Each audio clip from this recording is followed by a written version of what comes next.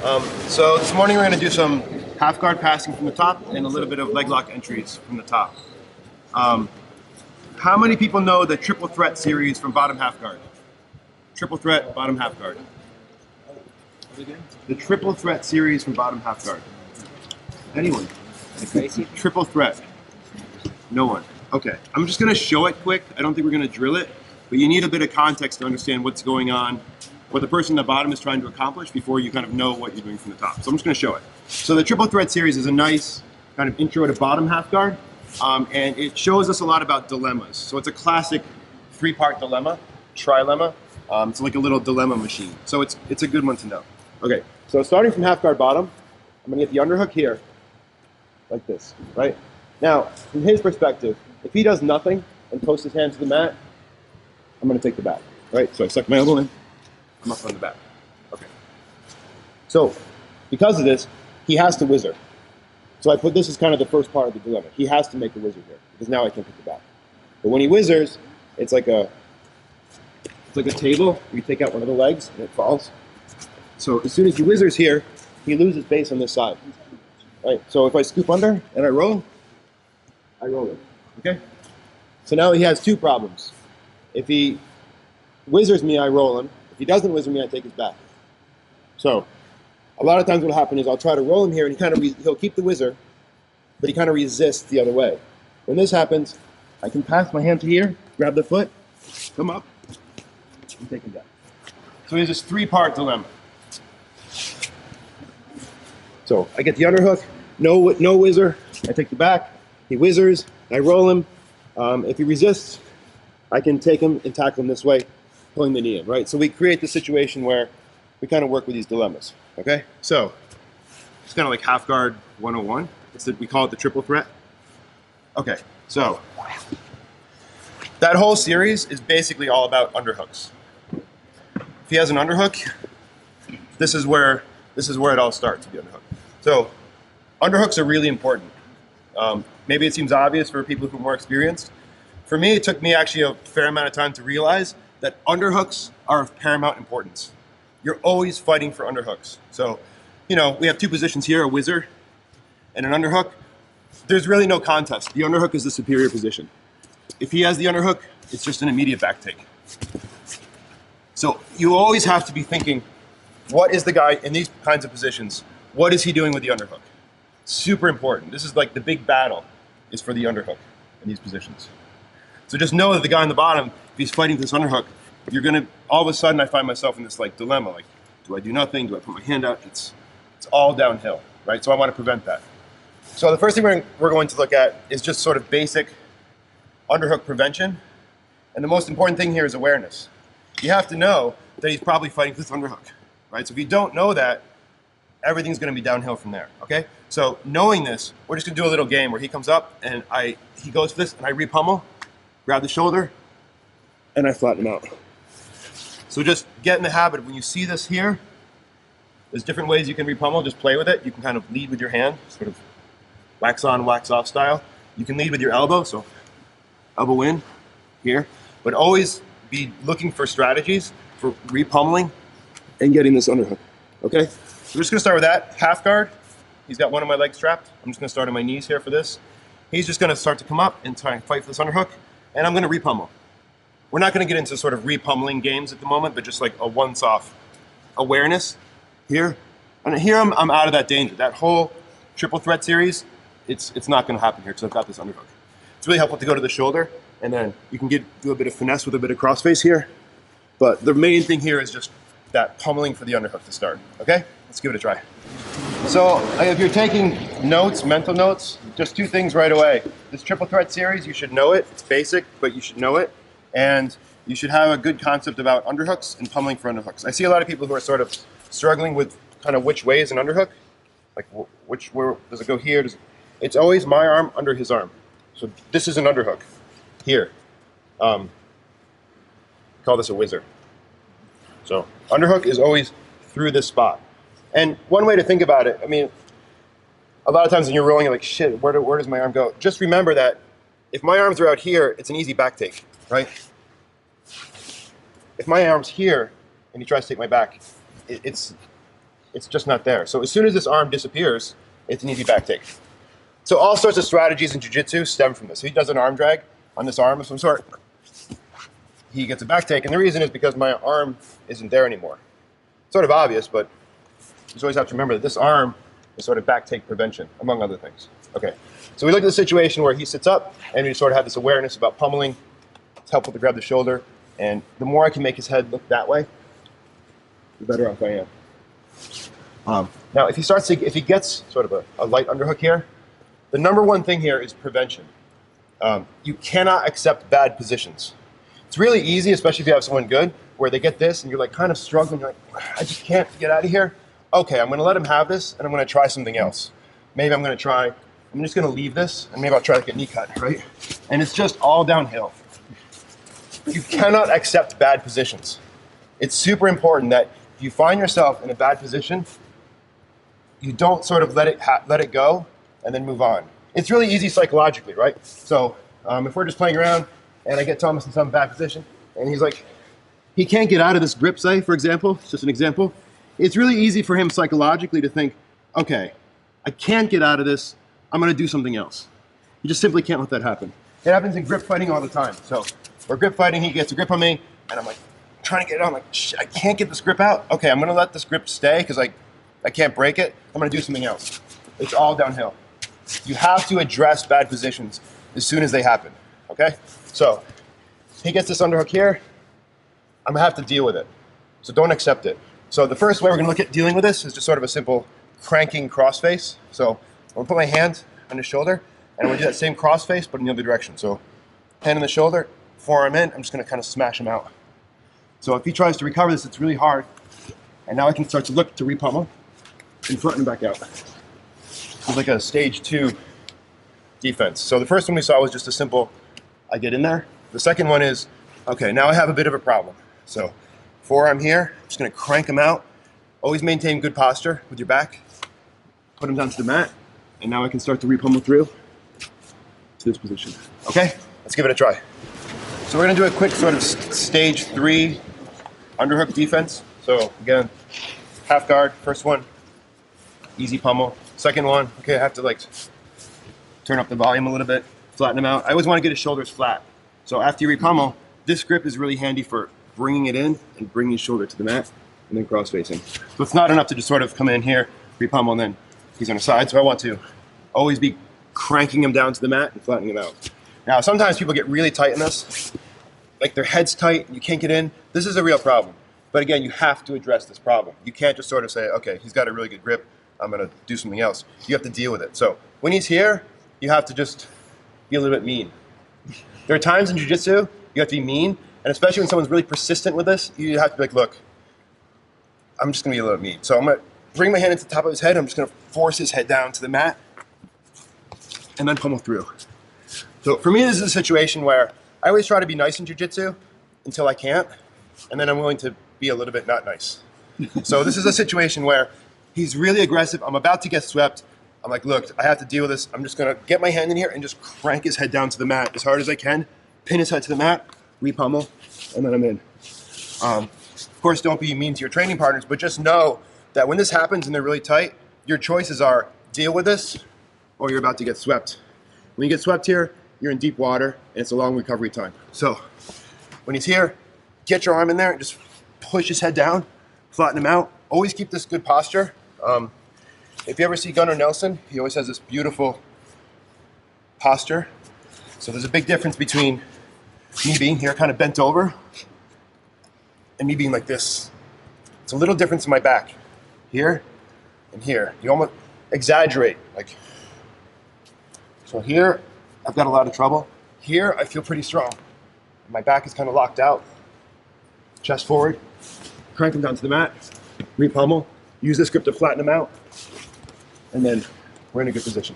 Okay? So give those 3 a try. Early prevention, middle prevention with that crossface, and then just, I'm not gonna take it anymore. Okay? Let's give it a try. Does everyone feel comfortable with that? No. You said no. And why, come here, why not? I don't know, I feel like if I... Excuse me? So I've got half guard. Yeah, I'm gonna sit up. Here. So here you've got the whizzer. Yeah. No wizard No. this time? So this is a good reaction if you're worried about the back take. Mm-hmm. In this case, you're worried about getting rid of my underhook, right? Mm-hmm. So here I have an underhook, and once I have this underhook, I can start to work a lot of my game, right? So you don't want me to have this underhook. Okay. So as I come up here, you're going to be repummeling your arm through. Ah, okay. There. That's it. Yeah. Yeah. No, I mean So we were like, kind of. it seems kind of obvious at one level, but you know, in some sense, it takes a while to get these ideas into your brain, especially when you're rolling with someone. That this whizzer is a very different set of circumstances than this underhook. So you have to kind of just memorize that this underhook is really important for controlling positions. So one thing we kind of touched on here is I kind of grind his head down here to the mat. I repummel. When I get the shoulder, I'm going to bring my elbow back to my hips here and turn him down. And then I come across here, and I'm going to cross-face him. So a cross-face involves turning his head to the side using my shoulder. Getting good at cross-facing is a really good skill. It'll really increase your ability to control people. If I'm here holding Thomas and he tries to bridge, do a bridge, we have this kind of thing, right? If I get in a good cross-face, and if you want to really up it, you go into the armpit and you pull him in, and now he tries to bridge, it's very difficult. So the difference between this and this might not look like much, but it's an enormous difference when it comes to pinning someone. So here, you know, even if I squeeze really hard, he's out. You often want to think about misaligning the spine. Anytime you can misalign someone's spine, you're going to gain advantage. So here, I'm not only bringing my shoulder to the side of his face, I'm also pulling him in, which is going to torque his whole spine in this direction. We're going to see another application of that in a second. So when I pull him in, I keep this stable, but I go here. So you see his body. It's torqued. Right, so he comes in, we pummel, flatten him out. When I get the crossface, if it's hard, I can start a little bit low and creep my way up. I can also wiggle my shoulder to get it. Grabbing the armpit will give you extra mileage, but you can also just stay here. But pulling him in like this and really focusing all my weight here makes it really miserable, and it makes it very hard for him to bridge. If you think about him bridging, he's got to turn his head into me here. But if he can't turn his head into me, he doesn't have a bridge. Okay? We'll play with that a little more, and then we'll look at another application of spine misalignment. Okay? Okay. So we looked at, like I said, pummeling, importance of the underhook, misaligning the spine, and cross-facing. One little tip for cross-facing is if I can get my 2 fingers in his armpit, I get a really nice pull. It's like it's one of those little tricks. So get my fingers here, that's when I get the nice pull. If I just kind of grab here, I don't have much pull. There's nice gi grips for this too, by the way. But here, I get my fingers in the armpit, and that's when I get this really strong pull. Okay? So the first sequence we're going to look at is pummels. I repummel, I flatten him out, I stabilize the position. I'm going to put my head where his head is, and I'm going to tripod and knee cut. Okay? So I push his head, so I'm misaligning his spine again here. I put my head where his head was. I push his head, my head goes here. Now I'm going to tripod my hips up here until my knees are off the ground and I'm on my toes. He tries to hold on here, and I'm just going to keep shaking until my knee can touch the mat. This is the key. My knee has to be on the mat, and I'm misaligning his head this way. The more you misalign, the better. This is a good grip. I'm controlling this arm. So again, if we're here, he has the back immediately. If we're here, it's a totally different thing. So this position here is very stable. This position here is a losing position. Okay? So I have the underhook. I push his head to the side, and I actively put my head in that space. So his body is torqued. If I don't do this and his head's straight, he has a lot of room to move around, and I can start to have a lot of problems. If I torque his head to the side and actively push my head into his head, he has a big problem to deal with here. While I can get busy here, tripoding, knees come up, and then this knee, the knee that's in his guard, comes to the mat. Here. From here to pass, if he holds on tight, a lot of times you'll find yourself like this. The trick is to make my knee point the same direction as his knees. So I bring my hips like this, and then it's easy. One more time. He comes up, repummel, get this grip, flatten him out. Misalign his head, and I put my head in the space. Here. I tripod up until my knee comes free. So I'm freeing my knee. This knee comes to the mat. Here. Now to free my foot, I want to angle my hips. So you have to exaggerate it a little bit. I'm going to point my knee in this direction. Always with this underhook. And then it comes out. Okay guys, let's give it a try and we'll walk around. Okay, just to address a couple questions. It looks like everyone's kind of got this idea about the repummel, and the shoulder turn down looks good for everyone. The crossface is looking pretty good. One question people have is this head transition. So how do I get my head there? If I just kind of let go, he's gone, right? So keep this shoulder here, always like pulling it down. This alone will misalign him, right? So there's a moment where I'm cross-facing here, I take my hand just to his head, and then I push it. So I'm here, cross-face, slide it out, and push it. And then my head goes right in that space. So don't make the mistake of coming out here, kind of pushing his head, and I'm like this. So here, I make his life uncomfortable, and I go almost forehead to forehead. I slide it down, and then I slide it back in again. You know, if you do it with a resisting opponent, it's going to really, like, you just crunch it in there, and then I go head to head, and I push him back. Now, this knee is now stuck, and I need to free it. So it's stuck. Here it's free, at least quarter guard, right? So here we're in half guard, quarter guard, right? So I need this knee free. So here, go through the sequence, punch him down, and I'm going to bring my always toes on the mat. I come up and I tripod. Now try to hold on, and I just keep walking my toes up to get my hips high. Now he's fighting not only trying to hold on to my leg, but he has gravity working against him as well. So you can keep shaking here. You can also use this hand to assist. So, good. If you drill this later, have your opponent, your partner, really try to clamp on this grip here, and just come up here, just keep shaking. So, keep going until my knee comes out. This is the key. My knee has to be free, and then I cut it to here. At this point, again, angle your hips. You can use your foot to assist.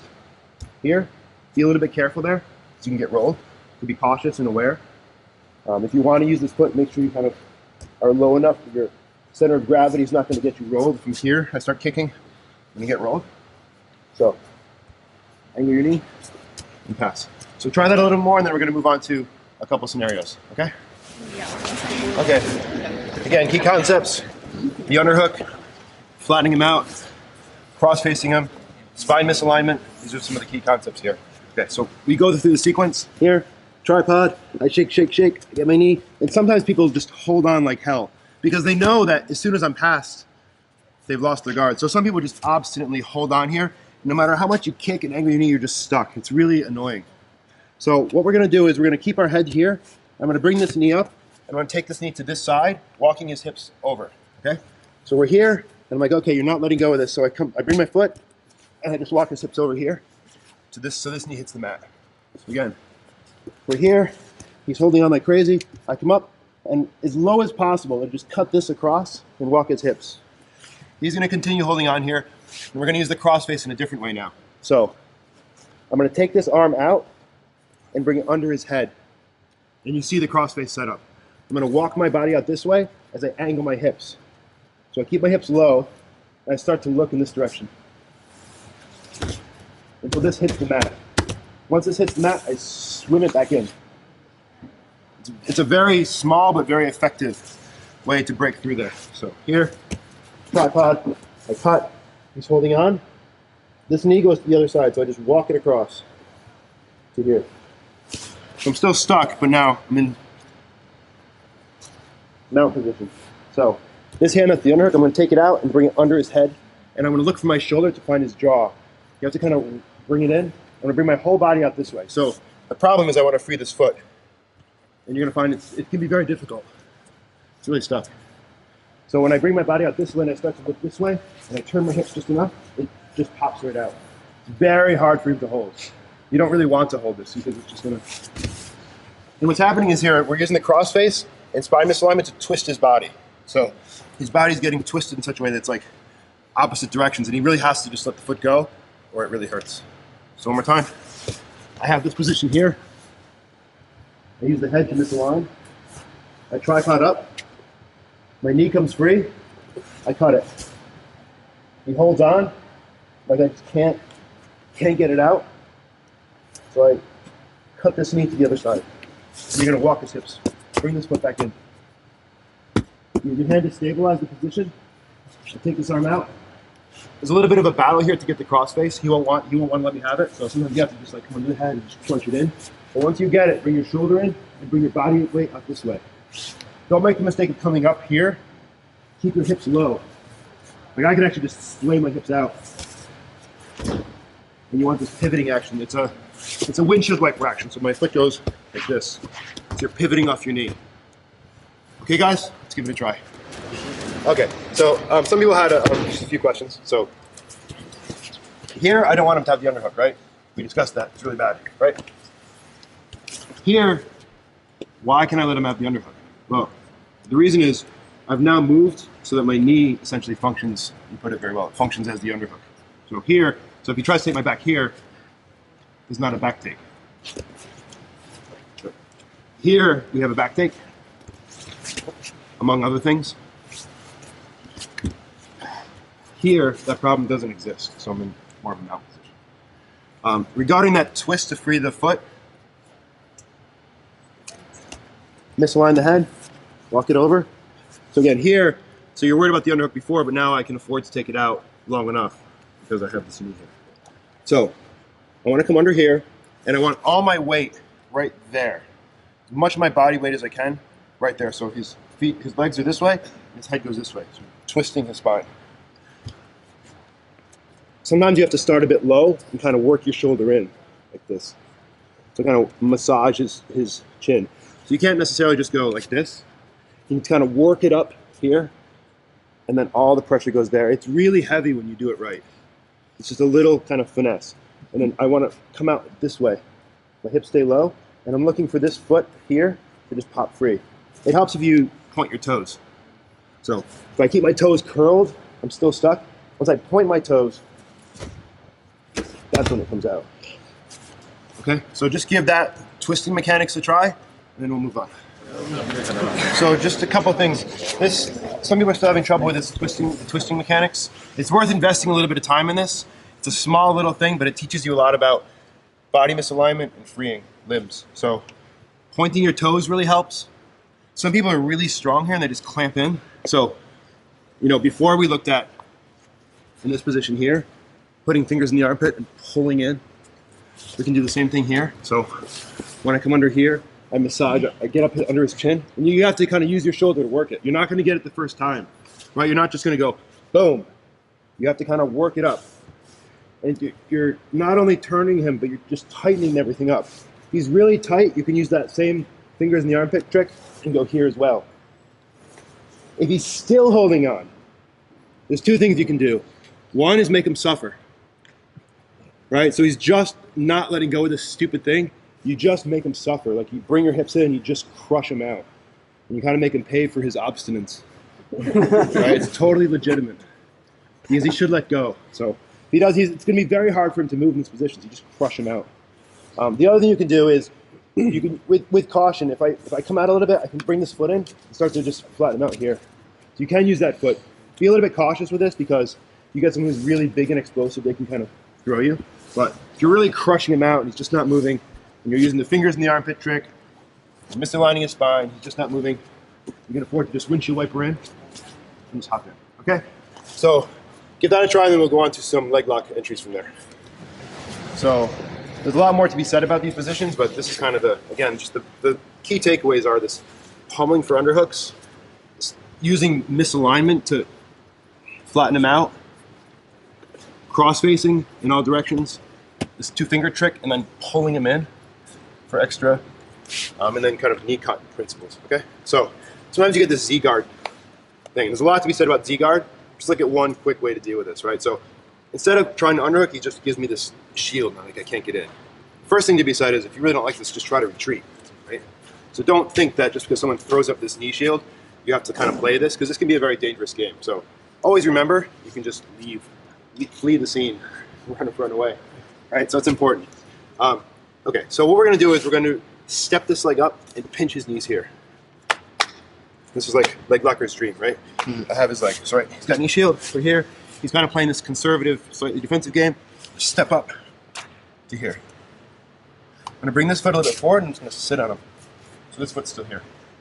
So often their legs are crossed like this. When I bring this foot, I'm gonna lean forward until this foot comes out. And now I just sit on him. I'm gonna step over this foot. I'm gonna fall back here. And I'm gonna tuck it.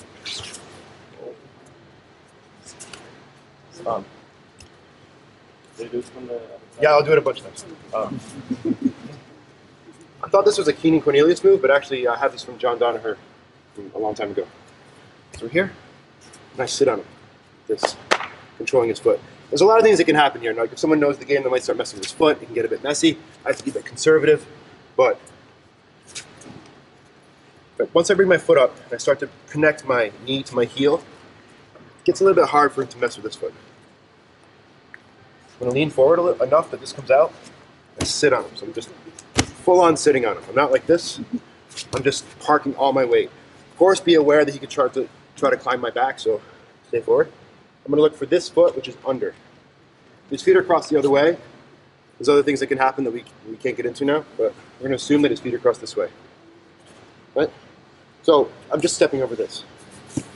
Pull it in, step over. Go here, sitting. Pull it in, step over. And I'm going to fall. Doesn't matter too much the way you fall, but I prefer to fall this way. I'm going to tuck it. You can finish here, but notice the difference between this and this. It's a big difference. I bring my elbow back, and you can't rotate. What's really nice about this figure four is, if I don't figure four, I just fall here, you get a lot of this. He starts to spin, comes out, it's like, turns into a mess. But as soon as you lock this, it prevents his rotation. It looks like a confusing position. When you play with it, it'll click because you'll see that. So sit, feel the knee, lean forward. So you get here, and then you just step over this, right? Once you step over this, it's sort of obvious. Like, oh, there's the knee bar knee, right? So don't get too confused with the fact it looks like a big leg knot. Just remember that I'm looking for this knee, controlling the other one.